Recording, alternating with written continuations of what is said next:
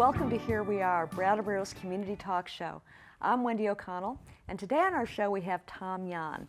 Tom Yahn's field is education, but it's a very broad field with lots of diversity, including being a part of the University of the Streets right out of college when he was working with gang kids in the Lower East Side of New York City. And then he went on to co-found the very innovative adult degree and master's program with Norwich University and Union College right here in Brattleboro. And in 2007, he established the Windham Regional Collegiate High School program that's at Brattleboro Union High School. So he's done many things in the field of education, and his field also, I'd like to say, includes ski trails, bike rides, the occasional basketball hoop, football or tennis racket, and many, many friends, and of course, dogs. So welcome, Tom, to the show today. Happy to be here. It's great. Congratulations on your new award that I just heard you got. Yes, yes. Thank you. So, Tom, you grew up in a place in New York State. A lot of people don't know New York State quite like you and I do, because I come from central New York. You were in a place where the Finger Lakes sort of brush up against the southern tier. So you're pretty close actually to Pennsylvania. Sure. Yeah. What was that like growing up there? It was, delightful, and the more people I talk about where I grew up and, more importantly, how I grew up, I feel even more grateful for the things that happened to me as a child.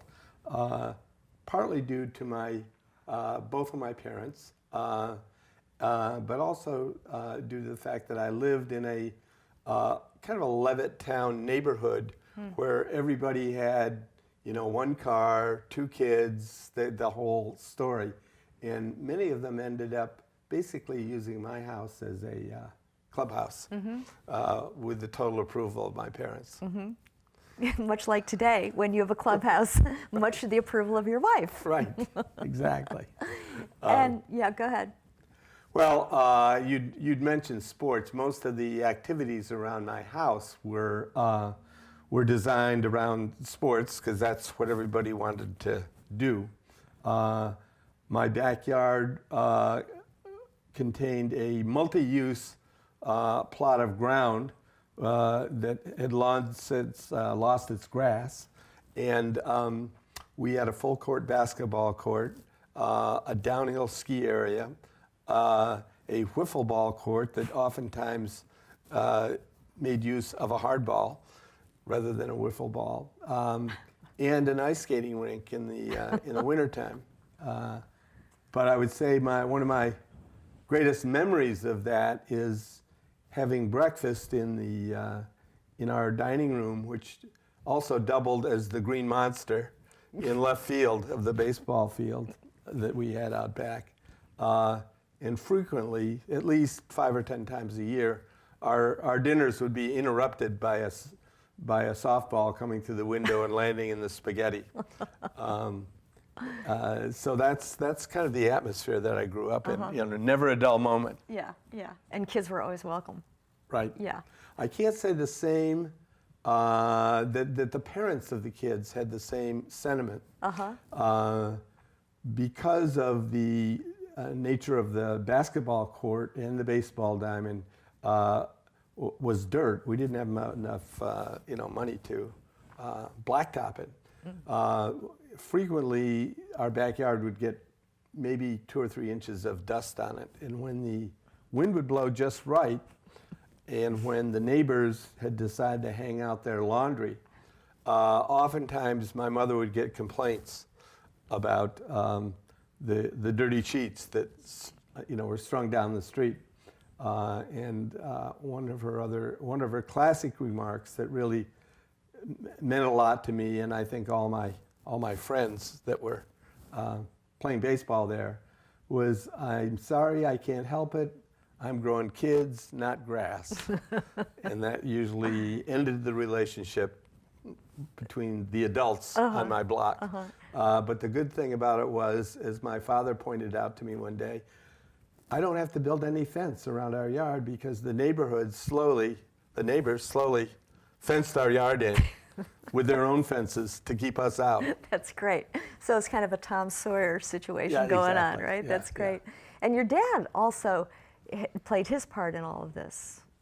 Yeah, he was a middle manager at Corning Glass, and it seemed like every kid's father was a middle manager at Corning Glass in those days. I think it was the only opportunity for employment in the whole town. But he took on the role of kind of all-purpose coach, and he clearly played a big role in building all of these athletic facilities. But every night after dinner, most of the men in the neighborhood would come to our house, and we would have an adult-child basketball game. And as daylight saving time grew shorter and shorter, we had a bright idea of putting lights on the backyard, which caused almost as much trouble as the dirty laundry. Right, I bet. Because the lights were pretty bright, and they stayed on until midnight almost every night in the summer. So that's kind of a thumbnail sketch of Yeah. why it was so much fun to grow up where I did. Yeah, you had an interesting kind of free reign in that family. And your mom also sounds like such an interesting person. And I have to tell the audience that one of our first ideas when Tom and I talked about this show was to set it up like a Jeopardy game, and we would have categories. So there was family, sports, learning, philosophy, et cetera, and then we abandoned that. However, we did do a little bit of talking. So for $25 under the category of family, what advice did your mom give Julia Childs? Oh, yes. Well, my mother's the first in her family to go to college. She too was very interested in education, but she was also way ahead of her time in terms of caring about social justice and those kinds of things. So when she died 35 years ago and we were going through her papers, we found a letter, not by her, but clearly a letter that was responding to a request she had made in writing to Julia Childs. And it went something like in the first paragraph, "Thank you for your inquiry, Mrs. Yahn. And yes, we have been considering having a black chef on the show for a long time now, but for some reason, we just haven't been able to work out the logistics." So kind of reverse engineering that, we can only imagine the letter that was written to Julia Childs. But to her credit, Julia answered it. She answered it. That's so great. That's a very cool memento. And then she also was involved in Montessori. Is that right? Yes, she was always looking for a new, angle on education. And as soon as my brother and I left the house for college, I came home at Thanksgiving time, and our house had been totally dismantled and turned into a Montessori school, complete with, the thing I remember most was the one-way mirror that she had installed in my father's clothes closet because it had the best view of the living room where the activities took place. And my father's closet had been relegated to a bunch of cardboard boxes in another room someplace. So that was her. Yep. And people loved her for it. Yeah. And I still come home to find my friends from those days hanging out. And visiting, yeah. Do you think it influenced you to get into education? Did you study education in college? No, I would say absolutely the reverse. Like most kids, you know, why would you want to do what your parents do? I think I got into education, when I worked for this place called the University of the Streets in New York City. And it was a place where we knew that the public education was failing for these kids. And we decided to try to figure out what got them excited. So we created this massive center where they could participate in jazz, in karate, in theater. And as they got connected with really good Black and Puerto Rican artists, men and women, and we just let that play out until they started to realize that math or science or something could be a useful skill for them to have. So I was kind of attracted to that whole idea, and it was solidified by working with gang leaders a lot, where whenever they went off for a rumble or a meetup or something like that, they would take, 2 or 3 of the 10-year-olds with them.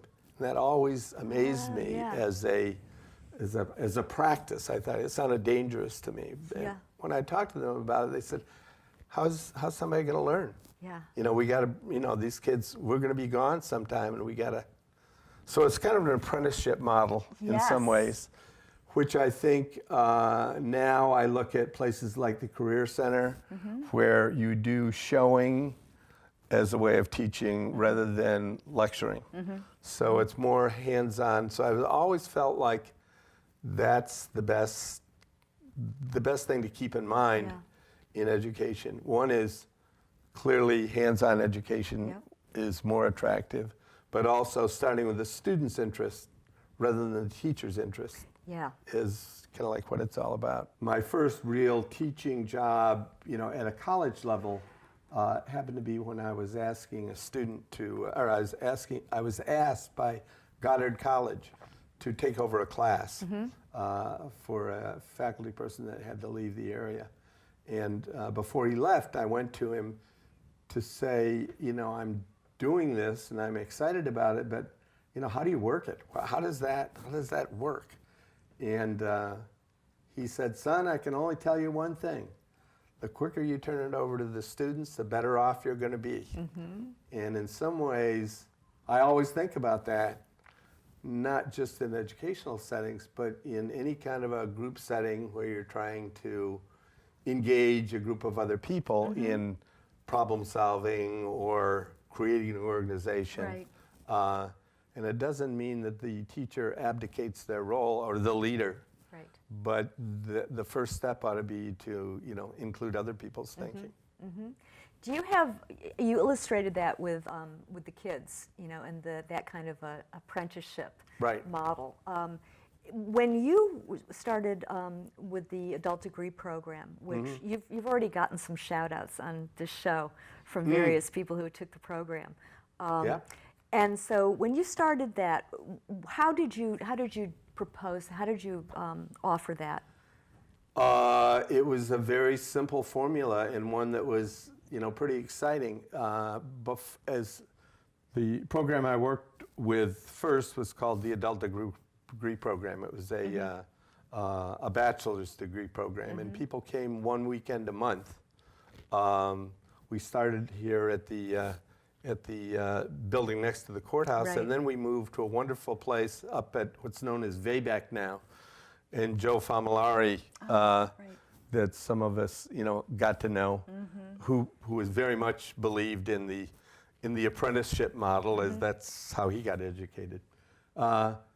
But we simply asked students to come with us with what we used to call a burning question in those days, and that's really all we asked for. And we felt that if we have a question that is of high interest to them, that a skilled teacher can help them design a learning plan that will cut across all the disciplines. So I remember talking with a young man who wanted to be a race car driver. So in his first semester, we read, literature about race car drivers. In the second semester, he moved on to a professor who had a degree in engineering, and they started to look at the science part of race car driving. And some people would say that kind of shortchanges the student because it's such a narrow entry path. But we always felt that if they learn something based on their own passions, they'll learn it deeply. That's right. And they'll also understand what they don't know and be able to move on. So knowing what you know is really, I think, an important part of education also. I used to call it learning-centered learning. And that's student-centered, Yeah. because that left the teacher out. Not teacher-centered, because that left the students out. But you're both working on this mutual thing called learning. Yeah. You both have equal responsibilities for making that happen. But an important part of that process is the whole reflective piece. To look backwards at things, to not just prove that you know something, but prove that it has meaning. There's a big difference between those things. And I think good teachers do that all the time. Right. But to come away from a learning experience with meaning, have meaning for you, or meaning for your community, whatever you want to call it, Right. I think is a much more useful goal. Yeah. Well, it becomes part of your life. It is part of your life to learn something that way, something that you really love or that you're really interested in. So it's not having to learn all of these different subjects that we had to learn in school that we didn't know how we were going to apply them, for one thing. We had no clue. Especially for me, it would be like taking math. I didn't even think of that becoming part of my life or how I would apply it, which I don't very much. Exactly. And that dilemma is solved if you start by asking the student to come up with something that they care about. Right. And then the job of the teacher is not, the teacher does not abandon their role, but they recreate it in a different way. Rollo May, a psychologist I used to 60s. 60s psychologist, wrote a book. What he said is that when you are being creative, you're walking out onto territory that you haven't been on before. And that, of course, that's going to be scary. And you need kind of scaffolding or guideposts along the way, which is what the teacher can provide. Right. On the other hand, he said, when you feel that anxiety about traveling into new territory, he says, think of it as a bad feeling, but a good sign, which gives you, that's the name of the book, the courage to create. The courage to create. Right. It just came to me as well. Right. Yeah. So I always, that's the only sentence I remember from the whole book. But it does have a lot to do with how teachers, do teach in a powerful way. It takes courage on everybody's part. Right. But it's all participatory, instead of just coming in with your curriculum and going step by step. I would think that it would leave a lot of room to be able to be creative in ways that the teachers didn't even expect very often. Yeah. And I think a lot of good teachers, stuff I'm saying is not new to a lot of good teachers who would never even say that about themselves. They just do it naturally. Right. And in the collegiate high school that I am part of now, all of our teachers volunteer to work with me and others to convert their high school course to a college level course. And so all of our courses are offered in the regular day-long schedule, which means that kids that have to work after school, first-generation kids who never hear about college from their parents, almost have to kind of like rub up against it. They have no choice. And that's what I love about that program. It's totally voluntary. The students don't have to take courses for college credit, but it happens on school time. And it happens with teachers that they know already, who know their parents already, and who, when they walk by in the hall, could say, did you get that thing done? It's due tomorrow. Which doesn't happen at traditional kinds of colleges. So a lot of this we call middle college, where the learning is just as real and just as valid as a college course, but our kids are in class at the high school 5 days a week for an hour and a half a day. They have guidance counselors, they have their parents who come to meetings and hear about this. So a lot more support. So those kind of anxious moments that we talked about, Rollo May identified, are those are kind of dealt with kind of as part of the program. Right, and they're shared. They're shared by different exactly. people helping and supporting. The state was wonderful enough to pass some legislation 5 years ago where they pay for 2 free courses. We try to make it open-ended, but at the same time, teach people how to take responsibility for their course. Right. Because that's why most students drop out. It's not because they can't handle the subject material. It's usually because they can't handle time management. Or lack of interest, I would think, as well, right? That may be true. Yeah. Moving to a little bit of a different, one of our other categories being, let's see, how about philosophy? For some reason this summer I've been very interested in that whole notion of how we make choices, and kind of fascinated about kind of the ramifications of that. An author named Michael Lewis had written a book about this particular psychologist, and someone at the end of the interview said, what do you think this author would make of Donald Trump? And he said, that's easy. He said he was elected because he offered people certainty in a world that, scientifically and every other way has been proven does not work. And a little after that, I read a quote from a British actor who was asked, what is the word or the trait, the human trait, that you most abhor in people? And he said the same thing. So I started. He said certainty. Yeah. Uh-huh. And which is curious, because a lot of us value certainty in as a high standing principle. Right. But when he was asked to explain it, he said, it's because it blocks our thinking totally. If we're certain about something, we don't consider alternatives. We don't try to think things through. Right. And it struck me that in some ways that's what education, or like bad education, does. It offers people certainty about things. And if you can't tell me the things that I'm certain about, I'm probably not going to give you an A. Yeah. Because Right. that's the way the cookie crumbles. Yeah. Well, I think that that's a big part of what I think you've been doing. Is to sort of offer a kind of spaciousness to people. Like, okay, we don't have to. We can learn things in a lot of different ways. Yeah. So, but taking the idea of internship or being an apprentice, right.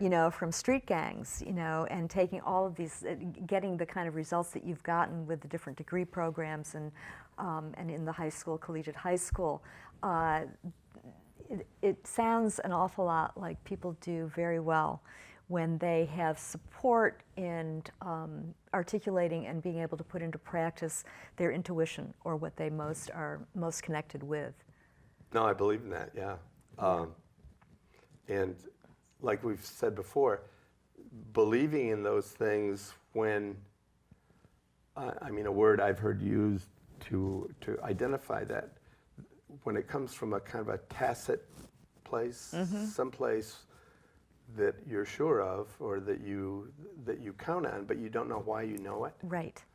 Is another way of talking about imagination. Yeah. And creating situations where that kind of tacit knowledge can be recognized and valued. Yes. And I don't know if you can teach it or not. Yeah. But is how all great inventions get made, all that kind of stuff. You have to leave that door open somehow. Right. So you're part of the original Brattleboro Community Land Trust, I believe. No, that's true. And Brattleboro, I have to say, or much of the things that I feel that I played some kind of role, positive role in, come because we live in this community, this great community. I was at a ribbon cutting for Holton Home this morning. We're still doing it every day. And that's through the Land Trust? That's through the Land Trust and a whole group of other, interested, through their own board of directors. And now we should say, and now it's Windsor Housing. Right. we opened Great River Terrace in the summer. Before that, Putney Landing.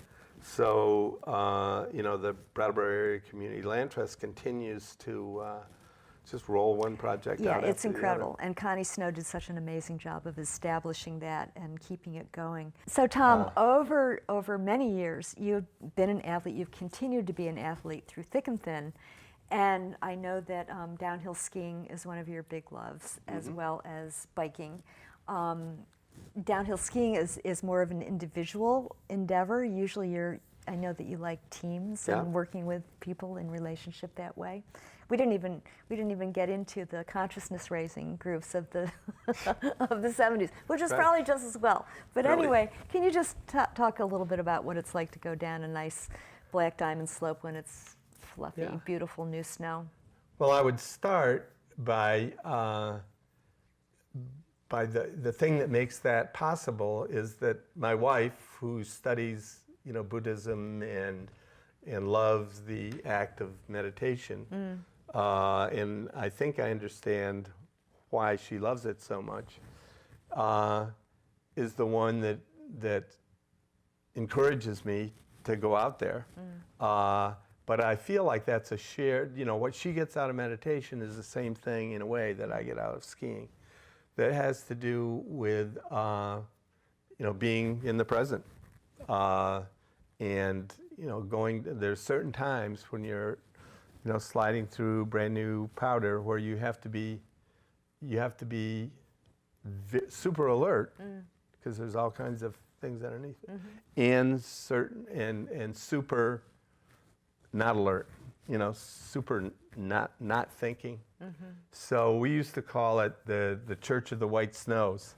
And I see that, I wouldn't call it spiritual, but I think I understand her love of meditation and my love of a certain kind of meditation also. Yes, so it's certainly physical, but it's pretty amazing to kind of like look down a hill and say, I could never do that. And then you do one turn and say, well, that went pretty well. And you do another. And just looking at one thing sequentially after the other, which is what I understand meditation is all about. A thought comes in, you look at it, it moves by. And in some ways, I love it partly because, it gives us a kind of a common ground. Yeah. And it's beautiful. It is beautiful. Beautiful. It's a beautiful thing to be part of. If you're sitting on a hard seat up at Solar Hill, it's not quite as beautiful as being on a chairlift at the top of Mount Snow at 7 in the morning, right? Maybe she'll start skiing. Yay. There's always time. Thank you, Tom. Well, thank you. It's been delightful. It was lovely to have you on the show, and great information about education. It's really great to hear. Thanks for being part of the community as well, and all the we didn't even touch on, a percentage of the things that you've done in this town. Well, your show is what it's all about. Yeah, it's bringing people on. We live in a great place. Yeah. And you're letting us all know about it. So thank you. Now we've got about, I think, 11,000 people to go. There you go. Like show. Everybody. Yeah. Thanks, Tom. Thank you.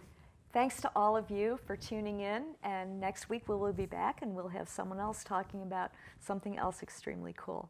So thanks for being with us today.